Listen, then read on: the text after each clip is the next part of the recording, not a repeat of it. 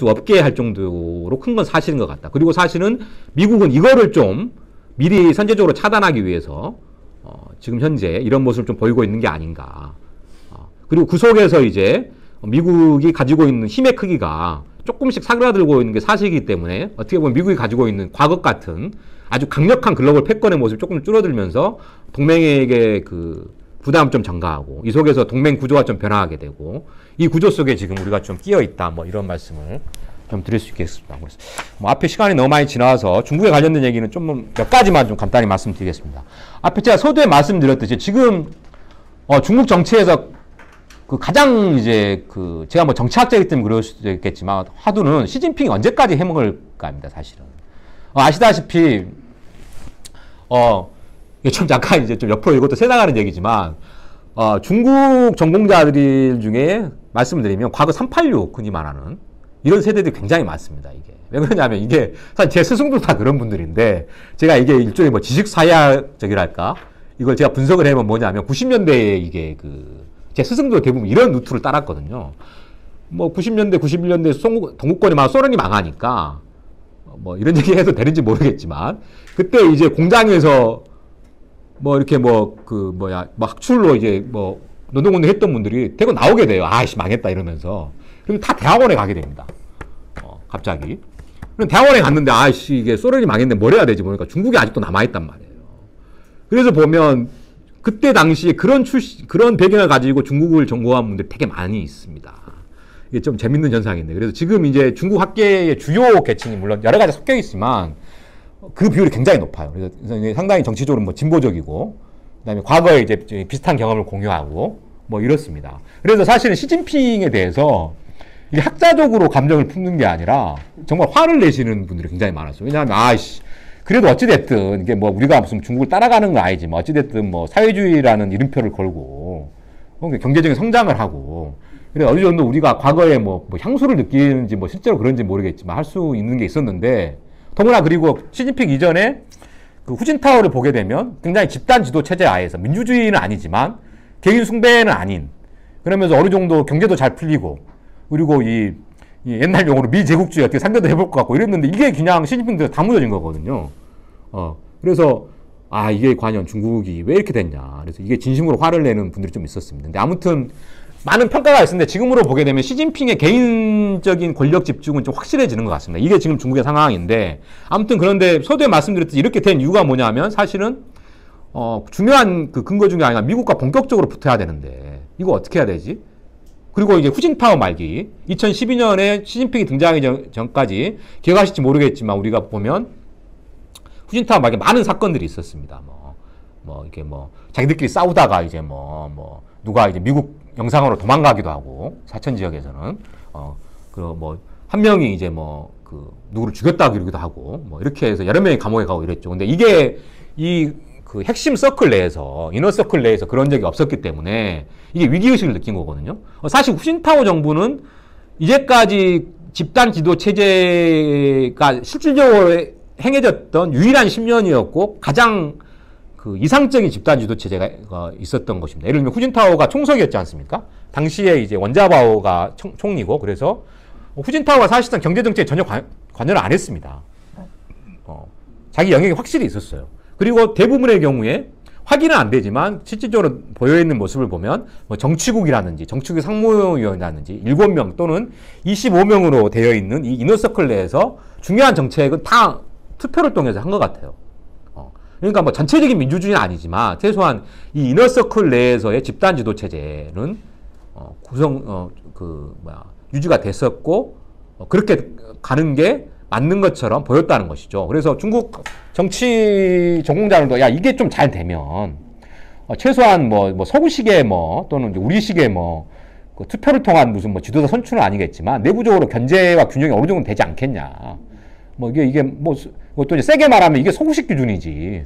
이렇게 가면 민주주의라고 부를 수 있는 거 아니냐. 이런 얘기까지 나왔거든요. 근데 시진핑이 들어오면서 일부에 다 무너지기 시작한 거죠.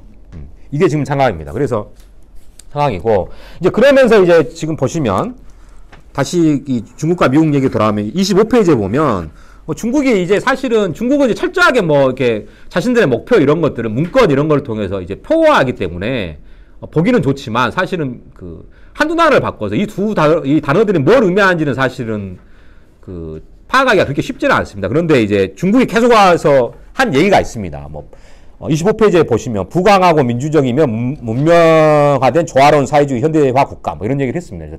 되게 긴 말인데 이게 이제 시진핑 들어서면서 2017년대 당대회를 하면서 5년마다 한 번씩 당대회를 하면서 기묘하게 바뀌게 돼요. 이게 시진핑의 그 개인으로의 권력 집중이 세진 당대회이기도 하고 이 목표에다가 단어를 약간 바꿉니다. 거기에 뭐가 들어가냐면 빨간색으로 제가 해놨는데 아름다운이 들어가고 현대화 국가가 아니라 현대화 강국이 들어가게 됩니다. 그래서 이게 별건 아니지만 해석을 어떻게 했냐면 이 강국이라는 게 결국 미국하고 좀 맞먹는 국가가 되겠다. 예전까지는 사실은 중국이 한 번도 공식적으로든 뭐 비유적인 표시든 간에 우리 목표가 미국이 아니다. 우리는 사실은 최소한 중진국 반열에 올라서는 거다. 이게 사실은 공식적인 단어였는데 이게 이제 처음으로 강국이라는 용어가 들어가면서 그렇게 된 게 아니냐 뭐 이런 얘기를 했습니다. 그리고 아름다운 다른 게 아니라 어찌됐든 시진핑이 자기가 권력 집중을 하면서 뭔가 뭐 근거는 있고 정당성이 있어야 되지 않겠습니까? 그래서 아름다운은 사실은 이제 흔히 말하는 일반 인민들의 삶을 좀 더 낫게 하는 데 신경을 쓰겠다 이런 걸 하면서 이 목표를 이렇게 수정을 했습니다. 아무튼 이게 현재 중국이 내세우고 있는 겁니다. 그래서 쭉 말씀을 드렸고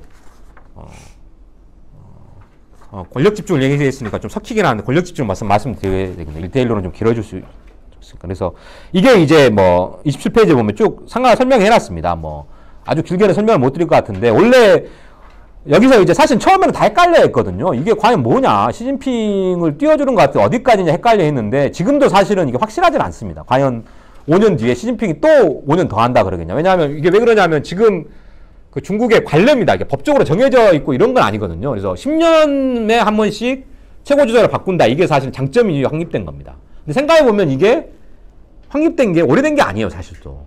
이게 제대로 된 거는 사실 후진타오가 거의 유일하거든요. 장점인도 그 89년도에 천안문 사건이 터지면서 갑자기 그냥 당시에 덩샤오핑 올린 겁니다. 이걸 수습해야 되니까.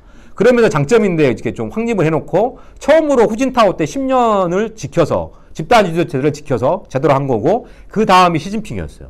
근데 사실은 이게 제대로 한번 운영해 본 게 그냥 이제 엉망진창이 돼가고 있는 거죠. 그래서 어떻게 10년 뒤에 10년째가 되는 5년 뒤에 과연 시진핑이 물러날 거냐 안 물러날 거냐 아직도 좀 논쟁 중이긴 한데 지금 분위기로는 안 물러날 것 같은데 이게 좀 주류가 돼가고 있습니다. 아무튼 그래서 이게 핵심이라는 용어를 과거에 이 지도자들이 계속 썼습니다. 그런데 후진타오 때만 유일하게 뭐라고 바뀌었냐면 후진타오 동지를 총서기로 하는, 그러니까 총서기는 직책이죠. 우리로 치면 총서기이기 때문에 후진타오를 이 최고 지도자로 인정을 해주는 겁니다. 그런데 이걸 이제 그 시진핑이 뭐라 그러냐면 시진핑 동지를 핵심으로 하는 바꾸거든요. 이게 과거에 이제 덩샤오핑이나 장점이 때 썼던 겁니다. 이때부터 시작이 된 거죠. 그래서 이게 과연 과거처럼 돌아간다는 얘기냐 그랬는데 이게 점점 오게 되면서 2017년에는 뭐냐면 시진핑 신시대 중국 특색 사회주의 사상이라는 것을 이제 당의 이제 헌법이죠. 중국은 알다시피 당 국가제도라고 부르죠, 우리가. 당이 국가를 이끄는 제도이기 때문에 헌법만큼 당장이 중요합니다. 공산당의 헌법인. 근데 여기에 이제 이거 삽입을 해버리고 이게 나중에는 그 몇 년 뒤에는 이제 최근에는 헌법에도 사실은 들어가게 됩니다. 그러면서 이게 왜 그러냐면 중국의 이제 당장에 보면 지도 이념이 쭉 나와 있습니다. 막스 레닌주의 사회주의 국가니까.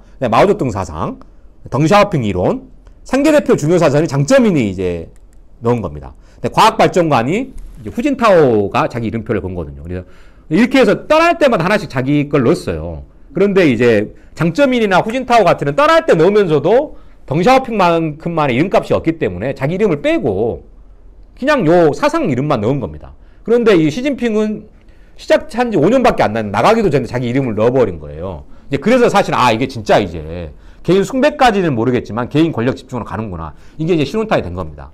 여기도 이제 이것도 약간 옆으로 세나가지만 에피소드를 말씀드리면 이게 이제 뉴스가 이 당대회 할 때 이제 중국 정보관 사람 다 그걸 이렇게 보고 있었거든요.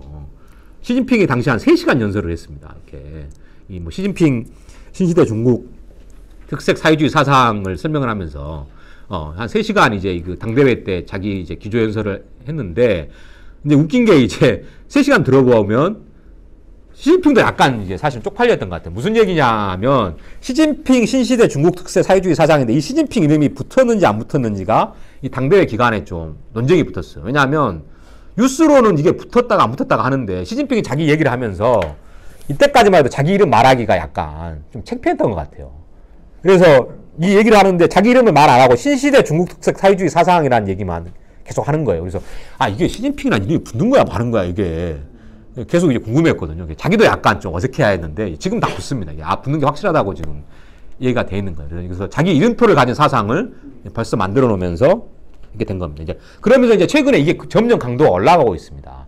방금 말씀드렸듯이 중국이 당국가 체제긴 하지만 2002년부터 2012년 시진핑 전임 시대 때 후진타오 때는 총리의 역할과 총석의 역할이 구분이 되면서 당시에 국무원이 우리로 치면 이제 정부죠. 이 국무원의 역할이 사실은 당의 역할과 비등비등해지기 시작했습니다. 그래서 예를 들면 우리로 치면은 뭐 산업자원부에서 뭐 정책을 내놓는다. 그러면 그냥 산업자원부 나름대로 논리를 가지고 총리의 말을 들으면서 따라갔거든요. 근데 작년에 또 중국이 새로운 정책을 내놓으면서 국무원 역할을 대폭 축소해버립니다. 당이 다 그냥 좀 유지를 할 수 있게 이러면서 이제 바뀌고 있습니다.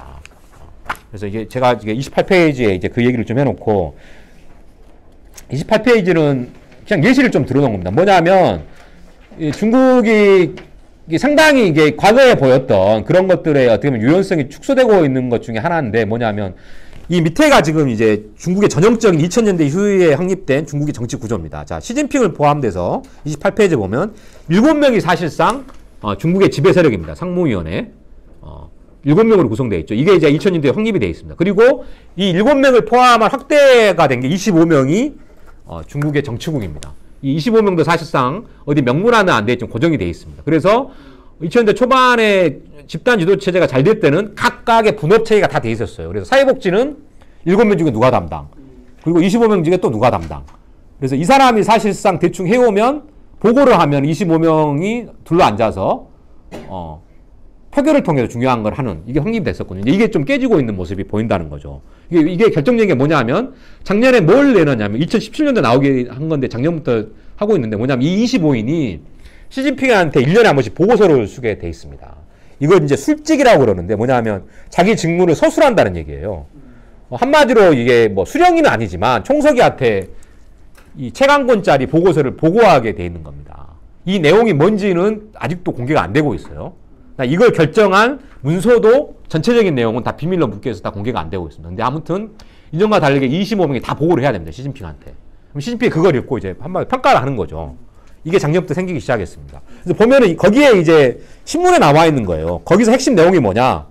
7개 영역을 평가를 하는데 이게 이제 이렇게 돼 있다는 거죠. 시진핑 동지를 핵심으로 하는 당중앙의 권위와 집중 통일 영도를 유지 옹호한다. 이게 이제 첫 번째 내용이라는 거예요. 그 다음에 중앙정치국 이게 구체적으로 풀었으면 이 중앙정치국 25인 동지들은 시진핑 총서기의 당중앙의 핵심 및 정당의 핵심주의를 유지 옹호하고 자각적으로 뭐 시진핑 동지를 옹호하는데 어떻게 했냐 이걸 첫 번째로 쓰게 돼 있다는 거예요.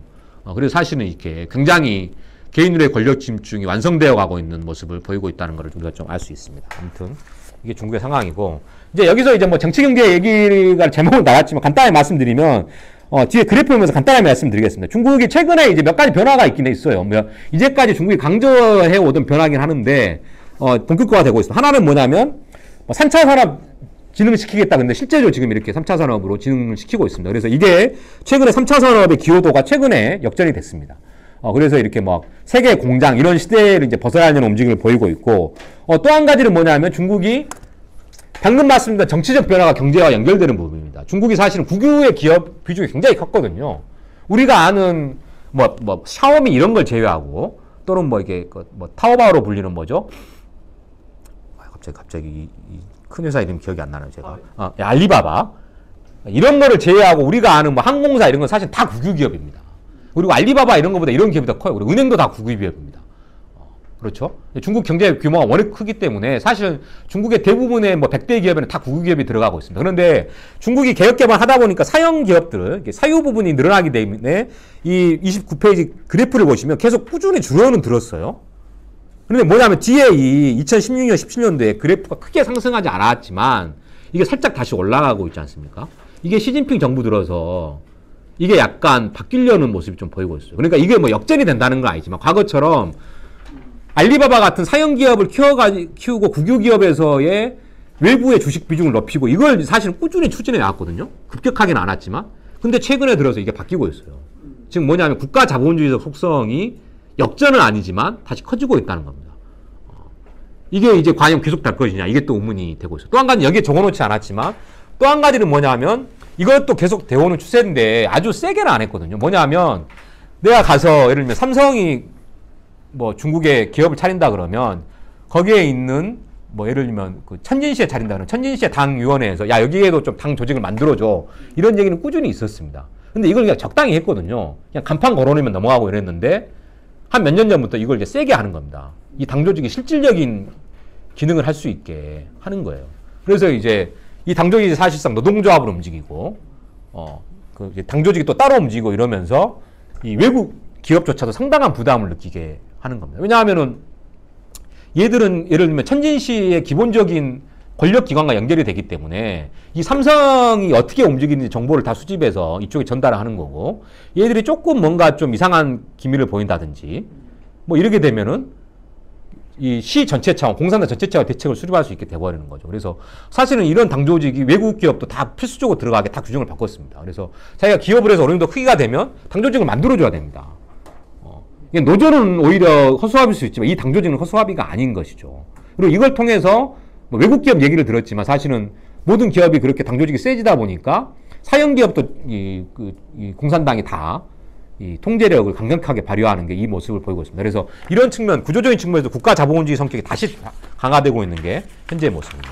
그리고 거시적으로 보게 되면 뭐 우리가 지금 착각하는 게 이 그래프에서 명백하게 나오듯이 무역액 비중이 중국이 급격하게 줄고 있습니다. 최근에. 이게 내수 창출을 해야지만 이 지금 미중 무역 전쟁에서 보이듯이 이 수출로 돌아가는 기업은 국가는 이게 약점이 많을 수밖에 없거든요. 우리야 어쩔 수 없지만 그래서 이게 지금 최근에 거의 30%가량으로 줄고 있습니다. 이게 사실은 미국과 일본이 지금 이 수준이거든요. 그래서 이제 무역의 의존율이 아직까지 높기는 하지만 최근에 급격히 줄어서 미국, 일본 수준에 접근하고 있습니다. 근데 한 가지는 또 뭐냐면 이거와 반대되게 이제 안 좋은 점은 뭐냐면 고정자산 투자, 그러니까 GDP 대비 투자 비중이 계속 상승하고 있어요. 이 얘기는 뭐냐면 중국의 현재 GDP 증가율이 경제적인 지대의 문제가 아니라 그냥 돈을 때려박는 형태가 아니냐 이 의심을 지금 계속 받고 있다는 겁니다. 그래서 이제 사실 중국의 대도시에 가보면 우리가 여행을 자주 가는 대도시가 아니라 웬만한 도시 가보면 주변이 다 지금 공사 중입니다. 지금도. 심지어는 이제 뭐 예를 들어서 뭐 우리로 치면 한 도시 크기가 계속 공사 중이에요. 이제 한 부동산 화랑을 통해서 이렇게 좀 한다는 거죠. 그리고 이것들을 보면 이게 뒤에는 국유기업이고 있고 이 국유기업들은 지방정부가 있습니다. 근데 이게 사실 통계에 안 잡히게 됩니다. 이 전체적인 그림 잡게 되죠. 그래서 계속 뉴스를 보면 지방정부가 잘못하면 파산할 수 있다. 이게 무슨 얘기냐면 지방정부가 GDP를 높여야 자기의 업적이 높아지기 때문에 자기가 관리하는 사실상 관리하는 이 국유기업들을 통해서 돈을 빌려와서 이런 식으로 투자를 하게 돼서 이 그래프가 지금 나오게 된다는 겁니다. 이게 대표적으로 보이는 게 이제 그 옆에 있는 그래프입니다. 우리는 지금 뉴스에 나오는 가계부채 문제잖아요. 이게 아래쪽이 가계부채 비율입니다. 우리가 지금 그 빨간색이 가계부채인데 우리나라가 그럼에도 불구하고 기업부채가 퍼센티지도 좀 높죠, 높기는. 근데 거의 비슷한 수준입니다, 우리는. 이게 어떻게 보면 민주국가와 이게 권위주국가의 차이인 것 같아요. 근데 위에 중국 그래프를 보시면 알겠지만 가계부채 비율이 우리의 절반 정도밖에 안 됩니다. 퍼센티지로 보면 50%가 안 돼요. 대신에 기업부채가 우리보다 훨씬 더 높죠. 160 뭐 정도 됩니다. 이게 뭐냐면 중국 은행들은 우리는 사실은 우리는 표를 얻어야 되기 때문에 뭐가 좀 안 됐다 싶으면 표를 가진 개인한테 돈을 봅니다, 이게. 그러다 보니까 이제 그 가계부채 계속 느는 거죠. 근데 중국은 그럴 필요가 없기 때문에 중국 당국이 뭐라 그러냐면 계속 소액대출을 늘리려고 그래요, 이게. 왜냐면 자기들이 그래야 이제 사회적인 그 불안 요소가 없어지고, 그 다음에 기업들의 부채가 높기 때문에. 그런데 이 장부상으로는 개인한테 그 부채를 늘려주는 것 같지만 중국 은행들이 절대 개인한테 돈을 빌려주지 않습니다. 계속 기업한테만 돈을 빌려주는 거예요. 그래서 이 상태가 돼갖고 있는 겁니다. 그래서 완전히 어떻게 보면 이 체대가 반영이 돼서 부채의 비율이 이렇게 나타나고 있습니다. 그래서 이 160%에 이르는 부채가 폭발할 경우에 중국이 굉장히 위기에 도달할 거다. 이런 얘기를 하고 있습니다. 그래서 사실은 작년에 이 미중 무역 전쟁이 일어나기 직전에 레버리지라고 그러는지 레버리지 축소 정책을 계속 썼습니다. 이 부채를 줄이기 위해서 중국 기업들이 좀 어느 정도 도산을 하는 거 그냥 중국이 좀 놔뒀어요. 도산시키고 도산시켜야 될 것 같다. 이게 좀 정책이었는데 지금 미중 무역 정책으로 당장 이 한판 붙어야 될 것 같고 잘못하면은 한꺼번에 다 무너질 것 같으니까 이 정책도 지금 사실은 도외시하고 나서 그냥 좀 부채를 빌려주고 있습니다. 이게 또 어디까지 가냐 하면 최근에 미중 부연 정쟁에서 우리가 지금 미세먼지 얘기를 하지 않습니까? 사실은 이런 부채를 줄이다 보니까 공장이 많이 없어지고 기업이 없어지면서 이 가동률도 줄어들고 뭐 그랬습니다. 그런데 이걸 이제 미중 무역 전쟁 와중에서 다시 풀어주게 되니까 이쪽에 이제 예전 같으면 문을 닫아야 됐을 이 굴뚝형 공장들이 다시 가동을 시작한 거죠. 뭐 여기까지 사실은 좀 영향을 좀 미치고 있는 상황입니다. 그래서 뭐 나머지는 다 아는 예시니까 그냥 정리를 해놓은 것이고 여기까지 그냥 좀 설명을 좀 빨리 드렸습니다. 네, 그래서 8시 반이라 예. 그냥 뭐 짧게라도 예. 그 타임 없이 진행다 해야 될 것 같습니다. 여기 9시까지 빌렸기 때문에 공무원들이 9시마다 퇴근합니다.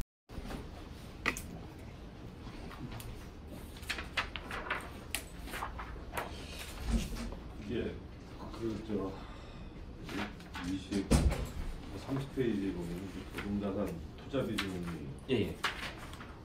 2008년부터 이제 계속 올라가잖아요. 예. 고금자산 뭐 SOC겠죠. 예, 그런 부동산이죠. 예, 부동산 경영 맡아고 있습니다. 다른 것도 있지만. 예. 지금 중국에서 예를 들면은 뭐 신도시 개발한다. 예. 이럴 때 지금 거기는 소유권제도 우리가 좀 다르잖아요. 예, 그렇습니다. 예. 그래서 어떻습니까? 제가 듣기로는 뭐 예를 들면 어떤 농촌 지역을 지금 신도시로 개발한다면 그 농촌 지역의 주거권을 가진 농민들 땅을 몰수하나요? 아니면 어떻게 하나요? 그거는 이제 사실은 중국이 아직까지 버틸 수 있는 부분 중에 하나가 그런 부분에서 우리가 생각보다 야만적인 부분도 있고 생각보다 우리가 좀 배웠으면 하는 부분도 있습니다. 이게 좀 사실 좀 복잡한 부분이긴 한데 약간 설명을 드리면 중국의 사실 토지 제도가 굉장히 복잡합니다. 이게 지역별로도 약간 다르고 그래서 나왔으니까 좀 말씀드리면 중국은 사실은 도시와 농촌이 소유권이 공식적으로 문서상으로 분리되어 있습니다. 그래서 도시는 다 국유입니다. 소유권 자체. 농촌은 뭐냐면 집체입니다.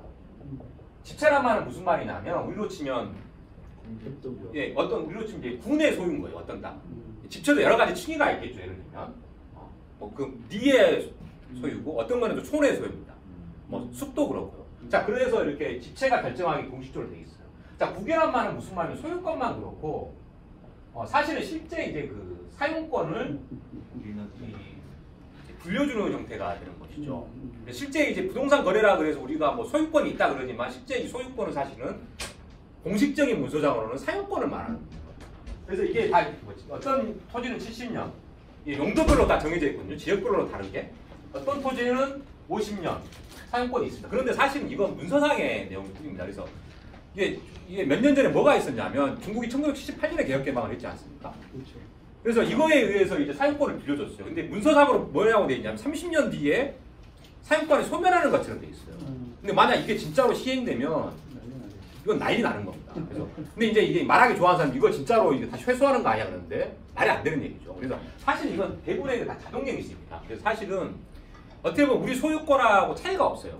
단 그런데 뭐가 있냐면 이게 있다 보니까 개발하기가 좋은 거죠. 왜냐하면 어찌됐든 간에 이게 굉장히 복잡하긴 한데 여기다 땅을 낸다. 그러면은 보고 있다가 그냥 소유권 취소해버리는 겁니다. 그냥. 소유권을 그냥 행사를 하면 되는 거예요. 그러니까 이제 SOC 개발하는 데 있어서 여기도 내일도 사실은 여기서도 뭐 우리하고 마찬가지로 뭐 철거촌 비슷하게 그런 거에서 뭐 저항도 하고 그 다음에 이제 말밖에 하고 그런 게 없는 건 아니지만 어찌됐든 이 구조가 있기 때문에 토지 문제 때문에 뭔가 개발을 하기가 우리보다 훨씬 쉬운 구조가 되는 거죠. 농촌은 또 뭐가 문제냐면 집체가 있어서 회의를 해야 됩니다. 공식적으로. 이렇게 예를 들면 여기가 이제 무슨 시청리다 그러면은 이에 우리 기준으로 말하면 이에 마을 회관에 모여가지고 이 마을 사람들이 대표 회의를 하는 전체 회의를 해서 도장을 찍어야지만 여기에 있는 토지를 빌려줄 수가 있어요. 외부에다 빌려주더라고 사용권조차도. 그런데 당연하게도 우리도 그런 경우가 많이 있지만 이 마을에 우리로 치면 이 촌장, 리장 이런 사람들이 그냥 조작해서 그냥 지가 도장 찍고 빌려주는 게 이제 흔하게 돼서 굉장히 문제가 됐습니다. 그런데 이제 중국 정부에서도 이게 굉장히 위험하기 때문에 이걸 이제 막으려고 노력을 많이 하고 있어요. 그래서 농촌 같은 경우에 농촌에서 문제가 생기면 왜냐면 이거 역사적 경험이다. 중국은 사실은 농촌에서 반란이 나서 다 망가졌거든요. 그리고 중국 공산당 자체가 사실은 농촌 반란으로 이게 그 권력을 잡은 사람들이라 농촌 정책은 굉장히 중요시합니다. 그래서 이걸 막으려고 굉장히 노력은 많이 합니다. 근데 문제는 많이 되고 있죠. 또 한 가지는 이거 재밌는 현상이긴 한데 그래서 제가 말씀드린 건 부러운 게 뭐냐면 개인 소유의 토지가 없다는 건 사실은 중국에서는 굉장히 좋은 겁니다. 또 한 가지는 뭐냐면 개인 소유의 토지가 없기 때문에 경제가 약간 가라앉으려 그러면 지방정부 쉽게 말하면 지방정부 소유의 토지가 있는 거예요. 쉽게 말하면 아직도 꽤 이제 쉽게 실질적으로도 지방이 소유하고 있는 땅이 많기 때문에 쉽게 이걸 운용을 해서 경제를 활성화시키기가 쉬운 겁니다. 2008년도에도 쉽게 했었던 이유가 뭐냐면 돈이 쌓아둔 돈도 많았기 때문에 이걸 그냥 쪼개서 계속 팔다 보면 그냥 돈이 풀리게 돼 있는 겁니다. 또 한 가지 그래서 이제 좋은 점이라는 거죠. 한마디로 이 토지의 개인 소유가 인정되지 않기 때문에 운용할 수 있는 폭이 큽니다. 근데 또 한 가지는 반대로 이것 때문에 사실 또 문제가 되는 거예요. 방금 맡으신 거예요. 자기가 시장이 됐든 뭐 군수가 됐든 보면 자기가 있는 동안 이걸 풀어가지고 한마디로 잘했다는 소리를 듣고 싶은 거죠. 그래서 이 지방정부의 입장에서 이걸 막으려고 그런 거고, 아니 중앙정부 입장에서 지방정부 입장에서는 이걸 많이 팔아먹어가지고 내가 있는 동안 활성화를 시키려고 그러는 거고, 이게 이제 전국적으로 가버리게 되면 잘못하면은 이제 그 경제적인 위기가 도래할 수도 있게 되고 뭐 이런 복잡한 과정이 있습니다. 그래서 이게 이제 그 기본적인 구조고, 한 가지 제가 말씀드린 게 이게 이제 중국을 이해하는 게 굉장히 어려운 부분이긴 한데, 이 방금 말씀드렸듯이 이 농촌의 농민들 입장에서는 얼핏 생각해 보면 내 땅을 지켜가지고 도시 놈들이 많이 함부로 사용하지 못하게 해야지, 이게 이제 입장일 것 같은데 이건 또 바뀌고 있어요. 왜냐하면은 마찬가지. 왜냐하면은 아니 이거 좀 팔아가지고 돈도 좀 만져보고 싶고, 이래서 이제 농민들이 이거는 이 땅 이 집체 토지기 때문에 못 쏟는다 그러는데 몰래 야 우리가 그냥 반가격만 받고 빌려줄게. 이래서 문서상으로는 사실은 이 사람이 소유를 못했는데 반가격 받고 빌려주는 겁니다. 이런 땅이 굉장히 많아요. 농민들도 오케이를 해가지고. 그런데 이제 중앙정부 이런 데서 한꺼번에 정리를 하면 이거 다시 내놓으라고 그러거든요. 이러면서 이제 뭐 소송이 붙고 뭐 이렇게 이게 문제가 굉장히 많이 되고 있습니다. 또 한 가지는 뭐냐면 지금 도시로 많이 나갔지 않습니까? 지금 이제 농민공이라는 얘기 들어봤겠지만 우리하고 마찬가지로 청년이 별로 없어요. 그런데 이 땅은 이걸 포기하고 가겠어요. 주소지를 이전하지 않고 가기 때문에 이 마을 한마디로 이제 그 손자하고 할아버지만 남아 있어도 이 도시에 간 사람은 어찌됐든 여기에 있는 일정 정도의 집체 토지의 소유권을 지금 어느 정도 가지고 있는 겁니다. 행사할 수 있는. 그러니까 이제 여기서 두 가지 작용을 하는데, 이 사람들이 나름대로 사회 안전망으로 작용을 하는 거예요. 도시에서 내가 망해가지고 굶어 죽게 생겼다는, 도시로 그냥 동촌으로 돌아가면은 어찌됐든 붙일 땅은 남아 있게 되는 거예요. 아예 팔지를 못하기 때문에 이게 일종의 보험의 작용을 하게 되거든요. 그래서 이게 중국 정부도 고민을 하는 게 뭐냐면 이 효과를 알고 있어요. 인지를 하고 있어요. 그래서 이거를 뭐 시장화한다는 생각을 아예 안 하는 것 같고, 우리가 봐도 나름대로 꽤 괜찮은 작용을 하고 있거든요. 그러니까 도시에 그렇게 사내에 몰려서 당장 막 우리가 좀 강조를 하면은 뭐 이게 농민공 때문에 뭐 농민공들이 뭐 처벌받고 이런다 그러는데, 한마디로 도시에서 뭐 한마디로 뭐 이렇게 그 임금 안 올려준다고 뭐 파업을 했는데 여기서 직장 폐쇄를 해버리면 그냥 도시에 돌아가서 땅 파면 이제 먹고 살 수는 있는 경우가 많은 겁니다. 그래서 보험의 작용을 한다는 것이죠. 근데 이것도 사실은 이제 지금 문제가 뭐냐면, 지금 이렇게 왔다 갔다 하는 농민공들이 이제 세대가 바뀌면서 아예 도시에 살아버리거든요. 그러면은 이 소유를 어떻게 할 거냐. 실제 이제 소유를 뺏기는 농민공들이 진짜 생기기 시작합니다. 아예 뭐 한 20년 동안 농촌에 안 들어가니까 그 마을에 있는 주민들 깝깝한 거죠. 이게 뭐 폐가가 돼 있고 뭐 얘가 뭘 하는지도 모르겠고, 그래서 이걸 이제 폐지시켜주는 절차를 좀 만들어주고 이러다 보니까 이제 실제 문제가 되는 농민들도 생기고 있고, 지금 좀 이런 말 복잡하긴 하지만 말씀 잠깐 드렸습니다. 시진핑의 권력 강화에 대해서 네. 그 어떤 중국 내 뭐 주로 공산당이겠죠. 그 지배층들이 그런 합의를 끌어내게 된 게 아까 이제 외적 계기는 말씀하신 것 같은데 내적으로는 어떤 것 때문에 그런 게 가능했을까요? 이게 일종의 10월 유신일 텐데 우리가 그게 아마 그게 사실은 밖으로 알려진 바가 없어서 나중에 확인해야 되겠지만 뭐 부어시라이 사건 이런 거 좀 기억하실지 모르겠습니다. 그때 보면 이제 뭐였냐면 이게 사실은 이게 그 어떻게 보면 그 한국 같은 대중의 지지가 없이 이렇게 나름대로의 내부에서의 어떤 민주적 기제를 활용하는 민주적 기제라고 부를 수 있을지 모르겠지만 여기서 이제 문제가 좀 발생한 것 같아요. 예를 들면 우리 같은 경우에는 그냥 무조건 누가 표를 많이 얻어가느냐 서구식 민주주의를 할 수도 있고 하면은 이게 정당성이 생기거든요. 근데 이 사람들은 자기들의 정당성을 어디서 찾느냐가 사실 쉽지가 않은 문제였어요. 그래서 보시라이가 정치국원이었죠. 근데 다음에 이제 사실상 시진핑하고 리커창이 될 게 확실해졌는데 보시라이가 사실 정책을 굉장히 잘 풀었습니다. 시장이나 이런 성장을 할 때輕鬆이 자자한 사람이었어요. 이게 뭐냐면 이 사람은 위에서 평가해서 한마디로 자기 상사들이 시진핑, 리커창은 자기 상사들이 평가해서 이제 올린 거 아닙니까? 우리로 치면은 전임자였던 또는 이제 원로들이 이제 평가를 얘 괜찮네. 그래서 올린 건데 보시라이가 보기 때는 자기가 시장을 할 때 보면 시민들이 그냥 뭐 인민들이 뭐 우리 시장님 최고 이러고 있는데 자기가 봤을 때는 시진핑이나 리커창은 이게 위에 사람 말이나 들었지 별로 잘한 게 없는 것 같단 말이에요. 억울한 거죠. 쉽게 말하면. 더구나 보시라이가 보이보라고 혁명 언론의 자제입니다. 시진핑만큼 가문도 꿀릴 게 없는 사람이었어요. 그러니까 계속 이제 그런 식의 이제 압박을 넣는 거죠. 이렇게 이 사람이 어떤 식으로 했냐면 야 중국이 사회주의 국가 아니야? 그러면서 이게 뭐 어찌됐든 이 표면적인 사회주의를 오히려 밖으로 꺼내버렸습니다. 그래서 뭐 홍색 뭐 노래 부르기 뭐 이러면서 이게 뭐냐면 경제적으로 활성화를 시키면서 자기가 이제 위에 사람들이 자기를 어필할 수 있게 이 혁명적인 부분도 더 강조를 하고 이러면서 한마디로 이게 포퓰리스트적인 부분을 보인 거예요. 그러면서 이제 이 권력을 노리게 된 겁니다. 그러면서 이게 안 통하니까 이제 막 다른 것들을 수단하고 실질적으로 그래서 뭐 실질적으로 이 군부하고 연결을 했다는 설도 있고 안 했다는 설도 있어요. 약간 그런 움직임이 있었던 건 사실인 것 같아요. 쿠데타를 하려고 진짜로 있었다. 그래서 이제 엉망진창이 돼버린 거죠. 이게 이런 일이. 그러면 내부적으로 이게 우리가 절대적인 한마디로 뭐 북한식으로 표현일 수도 있겠지만 수령이 없으면 이거 안 될 것 같다. 우리 내부에서 서로 안 죽기 위해서라도 절대적인 인민자장을 인정을 해줘야 되지 않느냐. 이게 생기게 된 거죠. 그러니까 정리를 해줄 수 있는 사람이 사라지면 근데 덩샤오핑이나 장쩌민이나 후진타오까지 유지가 된 게 뭐냐면 후진타오는 사실은 덩샤오핑이 죽으면서 지정을 해놓고 갔습니다. 이게 모택동이나 덩샤오핑이 대단한 게 뭐냐면 실제 혁명의 원로들이고 나라를 만든 세기 때문에 덩샤오핑이 장쩌민이 사실 후진타오를 싫어했거든요. 근데 덩샤오핑이 원로들을 불러놓고 장쩌민 다음에 후진타오 이 한마디를 하고 갔기 때문에 후진타오까지 이상이 없었던 겁니다. 후진타오 다음부터나 방금 말씀드렸던 정당성을 내려 꽂아줄 1인자가 없는 거예요.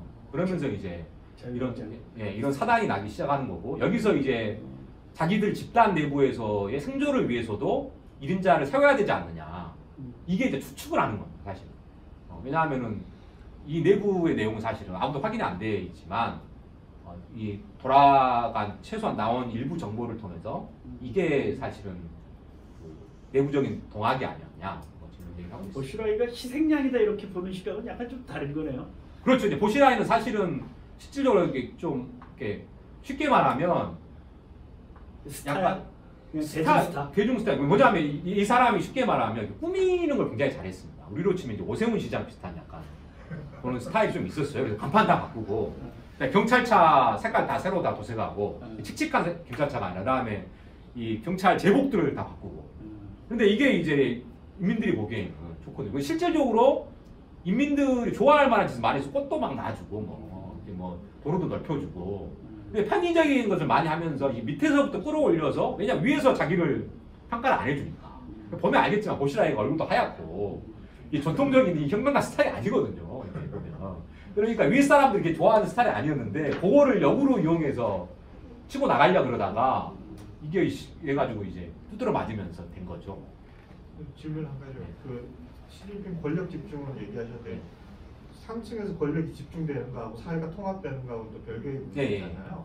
그러니까 보시기에 지금 현재 중국의 상황이 뭐 빈부격차 문제라든지 지역 간의 이제 서부 지역 간의 납품 문제라든지 이런 얘기를 많이 하는데 실제로 통합이 위협을 받거나 사회가 균열을 일으키는 조짐이나 이런 것들이 좀 심각하게 얘기가 되고 있나요? 근데 이제 그게 사실은 제 느낌으로 저는 이제 농촌 연구하지 않습니까? 근데 농촌도 사실은 좀 어폐가 아닌 게 뭐냐면 제가 볼 수 있는 어촌이 아니라 농촌은 잘 제한적입니다. 뭐 시범촌 뭐 이런 데거든요. 그래서 되게 이제 뭐 우리로 치면 아마 새마을운동 잘 된 데를 보여주려고 하겠죠. 물론 이제 뭐 얘기 안 하고 이제 진짜 시골도 한두 번은 가봤습니다만은 그런 경우가 대부분이긴 한데 이게 다 두 극단이 있는 것 같아요. 첫 번째는 서구시기가 말하는 대로 사회가 쪼개지거나 이런 조짐은 보이지 않습니다. 아직까지. 근데 경제가 안 좋아지면 어떻게 될지는 모르겠죠. 한 가지 뭐냐면 농촌을 제가 말씀드렸듯이 시범촌 이런 데가 본다고 하지만 어찌됐든 간에 한 1년 있다가 똑같은 데를 가잖아요. 몇 년 뒤에. 그럼 이거 완전히 그냥 다른 게임이 되어 있습니다. 그래서 이런 식으로 중국도 이 사회가 빈부격차가 커지게 되거나 이게 문제가 되면은 굉장히 나중에 큰 문제가 발생한다는 걸 알고 있어요. 이게 역사적 경험일 수도 있고 뭐 그렇기 때문에. 그래서 실질적으로 농촌 이런 데다가 재정적인 투자를 굉장히 많이 하고 있습니다. 그래서 우리가 생각하는 것보다 이 발전의 속도가 좋아지는 속도가 굉장히 빠릅니다. 그래서 뭐 이게 뭐 갑자기 어느 순간 나빠진다? 뭐 이럴 것 같지는 않습니다. 근데 조짐은 있죠. 근데 이게 방금 말씀드렸듯이 경제가 꺾이게 되면 이걸 버틸 수 있냐가 문제일 것 같아요. 근데 지금은 서구에서 말하는 그런 식의 붕괴 이런 것들은 지금의 수준이 유지가 된다면 쉽지는 않을 겁니다. 물론 시끄럽긴 하죠. 중국이 워낙 큰 나라이기 때문에 시끄럽기는 엄청 시끄럽습니다. 항상. 근데 이게 여러 가지 측면이 있어요. 예를 들면 중국이 이게 사실은 저도 다 이해를 못하는 게 제가 이제 천진에서 좀 오래 살았거든요. 그래서 거기서 이제 공장을 경영하는 그 교포분들 좀 친하게 지냈어요. 근데 파업이 생각보다 굉장히 많이 일어납니다. 파업이. 노동자합이 뭐 이렇게 하는 그런 역할을 하는 건 아니지만 스스로 파업을 굉장히 많이 일어나요. 근데 재밌는 게 뭐냐면 이분들이 애호사항을 토로하는 게 뭐냐면 우리처럼 이게 파업이 뭐 절차가 있고 규정이 있고 이런 게 아니라 그냥 딱 봐서 이 회사가 곧 망할 것 같은 오히려 파업을 일으킨다는 거예요. 왜냐하면은 중국은 우리보다 훨씬 더 노동 유연성이 강하거든요. 그러니까 이게 일반 노동자들 이게 뭐 옮겨 다니는 거는 굉장히 당연시 됩니다. 우리처럼 오래 있고 이런 게 훨씬 없어요. 이 구조상. 그래서 자기가 이 기업에 있는데 보니까 사장이나 이렇게 월표 옆에 듣는 걸로 이게 뭐 수주한 물건들이 뭐 꼭 많을 것 같아요. 그러면은 중국도 마찬가지로 이 퇴직금을 이 기업에서 이렇게 쌓아놔야 되거든요. 그러면 이제 이 노동자들이 의심을 하기 시작한다. 야, 퇴직금 받을 수 있을까? 그러면서 이제 지금이라도 먼저 선빵을 날려서 받을 거 받아야 되겠다. 그래서 이 사장님들이 말하는 게 뭐냐면 기업이 약간 안 좋은 조직을 보이면 파업을 이렇게 하고 진짜 망하게 해버린다는 거예요. 그래서 이렇게 합니다. 그러면은 이 파업을 일으키면 어떻게 하냐면 우리가 생각하듯이 막 탄압하고 이러지 않습니다. 옆에 있는 이제 예를 들면 우리로 치면은 그 동사무소나 이 경찰들이 나와가지고 눈치를 봐요. 이게 어디까지 가나 이게 눈치를 봐가지고 사장한테 가서 맨날 이제 우리가 옛날 말하면 쇼부치라 그러는 겁니다. 우리가 곤란하니까 쇼부쳐라. 그래서 우리가 생각하듯이 뭐 탄압하고 이러지 않아요 보면. 그래서 보면 이렇게 피켓 들고 있고 이러고 있는데 근데 위에서 봤을 때 이게 선을 넘었다. 그러면 물론 그건 있는 거죠. 우리가 진압을 한번 하면은 그냥 뭐 완전히 뭐 박살을 내버리긴 하는데 그 선을 안 넘고 적당하게 머리를 잘 굴려서 이 파업을 하는 이 주동자가 이 중앙정부나 아니면 이 시정부가 어디까지가 내가 하면은 진압을 안 할 거는 정확히 알고 있으면 대부분 성공을 합니다. 이런 것들이 있거든요, 사실은요. 근데 이게 사실 미묘하지만 그런 식으로 또 가고 있습니다. 지식인도 마찬가지. 지식인도 보면 사실 불만이 엄청 많아요. 오히려 보면은 이 시진핑에 대해서 불만을 가진 사람, 가장 큰 지금 센 불만을 가진 사람 공부하는 게 됩니다. 먹물에 되게 많아요.